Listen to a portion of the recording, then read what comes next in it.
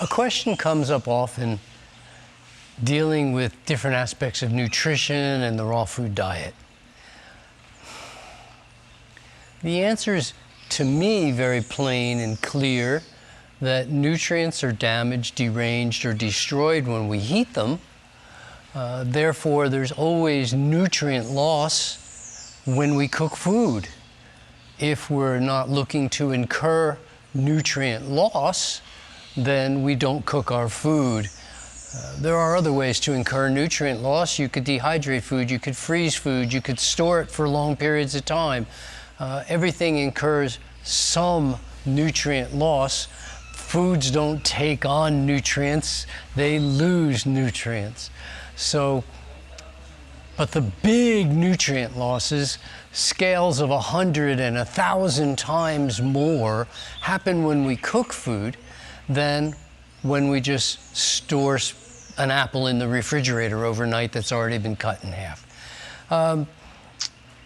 At the same time, when we heat foods, various anti-nutrient and anti-health properties are heated in or caused by the exposure to heat.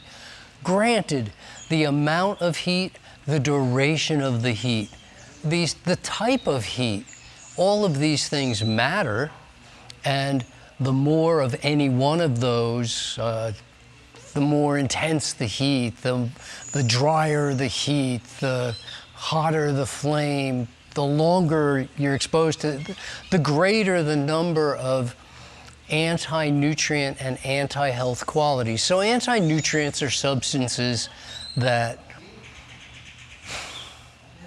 when we consume them or are exposed to them, we could inhale them or get them in other ways, in through the skin even. But anti-nutrients are substances that result in us having an increased need for a specific nutrient. They work against a nutrient, and so we have to take in more. For instance, bus fumes in the city increase our need for vitamin C. The bus fumes are an anti-nutrient.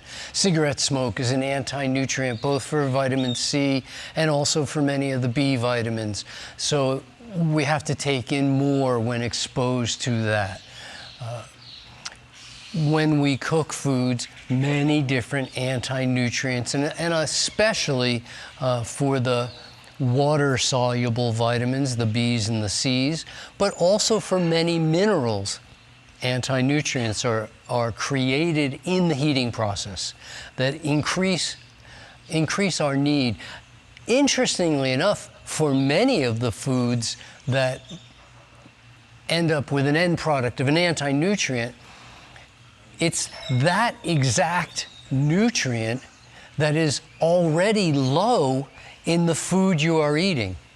And so there are many different starchy foods, for instance, that are low in a specific mineral, and when you heat the food, you end up with an anti-nutrient for that mineral, so it's a double hit. So anti-nutrients, and then the other anti-health things are all known as gens. A gen means the origin of, or the beginnings, and we use gen like for generate or genesis.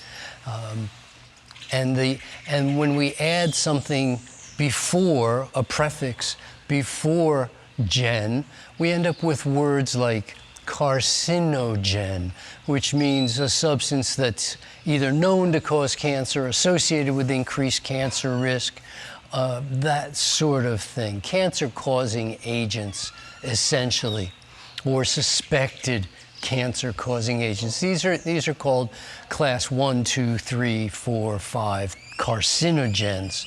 And when we heat foods, especially if they brown on the outside or blacken on the outside, this is a surefire indicator that we are creating carcinogens in the food that we're heating.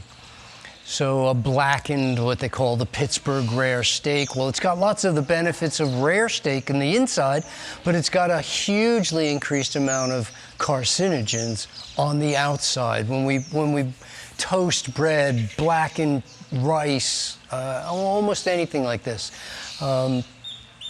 We're creating carcinogens, and it's not news. I mean, we've known about this for about 70 years at this point. It's not really newsworthy. So people aren't making a big deal about it. We just live with it and accept it. Oddly, unlike cigarettes, where when we found out they were potentially cancer-causing, it made it onto the labeling, onto the packaging. You can't buy the product without knowing that you're being exposed to a carcinogen. We don't see that so much in food. They say, oh, the crust on this bread, or when you blacken the bread, when you toast bread, that you're creating carcinogens, known for fact. They just don't tell us about that, and we ignore it. So we then think cancer just came out of outer space somehow, when it really didn't. But there are many other gens. There's things like mutagens. These are substances that are caused when we heat foods that tend to make our cells not produce perfect duplications of themselves.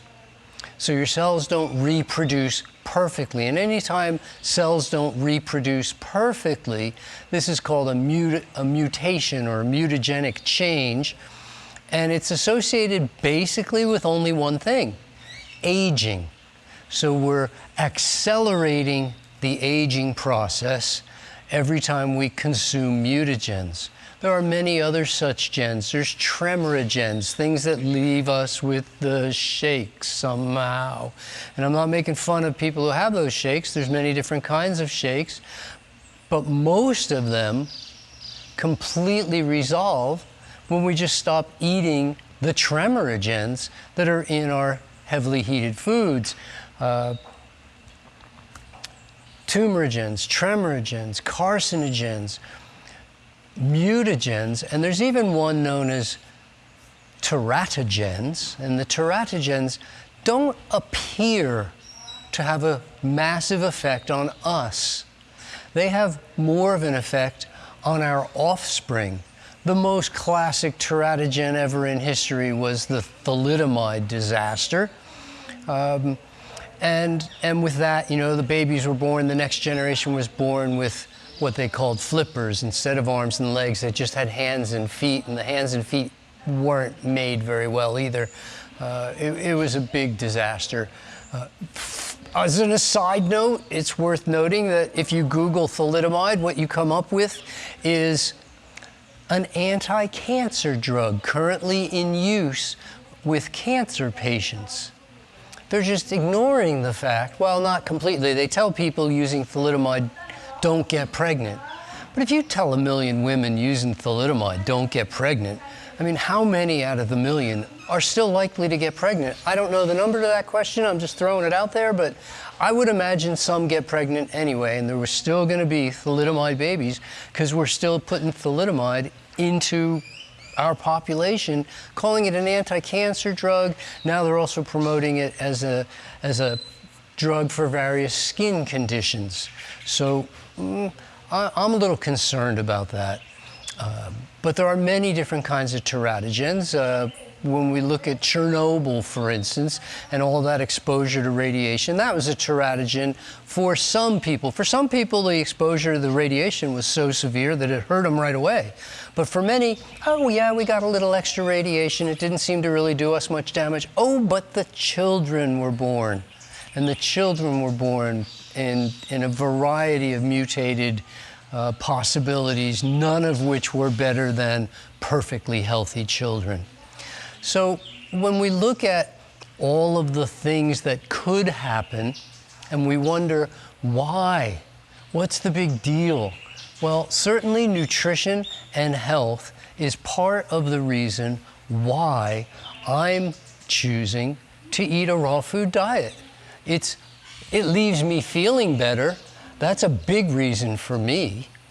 But I also know that over time, the cumulative effect is also better for me. Whether I feel better or not, I know it's doing things that are better for me because I'm not being exposed to the anti-nutrients, all the various gens, and the loss of nutrient that is inherent in cooking food. Dr. Doug Graham reminding you to grow towards health.